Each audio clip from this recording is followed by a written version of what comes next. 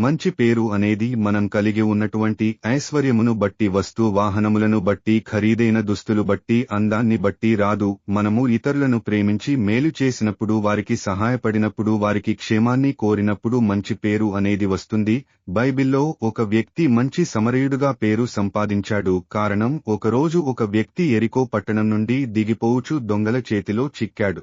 భయంకరంగా వారు అతని గాయపరిచారు. తన దగ్గర ఉన్నదంతా దోసుకుని కొన ఊపిరితో పక్కన పడేశారు. ఆ మార్గములో అనేకమంది వెళ్లారు, కాని ఎవరు అతని పట్టించుకోలేదు. కాని అదే మార్గము గుండా ఈ సమరయుడు వెళ్తుండగా దారి ప్రక్కన పడి ఉన్న వారిని చూసి జాలిపడి దగ్గరకు వెళ్లి అతన్ని పరామర్శించాడు. తన దగ్గర ఉన్నటువంటి నూనె రాసి అతని గాయాలు కట్టాడు. మరికొంత సొమ్ము పూట కూలి వానికి ఇచ్చి అతనికి అప్పగించాడు. ఆ విధంగా ప్రాణాపాయ స్థితిలో ఉన్న ఒక వ్యక్తి పట్ల ఈ సమరయుడు కనపరిచిన మంచితనమును బట్టి మంచి సమరయుడు అనే పేరు వచ్చింది. మదర్ తెరిసా భారతదేశానికి వచ్చి కుష్ఠరోగులను, వ్యాధి బాధలతో అల్లాడిపోయే వారిని, అందరి చేత వెలివేయబడిన వారిని చేరదీసి క్రీస్తు ప్రేమను క్రియల్లో చూపించింది. తన గురించి, తన ఆరోగ్యం గురించి, తన క్షేమం గురించి ఎంతమాత్రమో ఆలోచించుకునేది కాదు. ఆమె కలిగి ఉన్న మంచితనాన్ని క్రియల్లో చూపించి మన దేశానికి, ప్రపంచానికి ఒక అద్భుతమైన ఆదర్శ మహిళగా మంచి పేరు సంపాదించింది. మన గురించి మనం ఆలోచించుకున్నంత సేపు మనం మంచి పేరు సంపాదించుకోలేము. ఎప్పుడైతే ఇతరుల గురించి ఆలోచిస్తామో మంచితనము అనే ఆత్మఫలము మనలో ఫలిస్తుంది. గొప్ప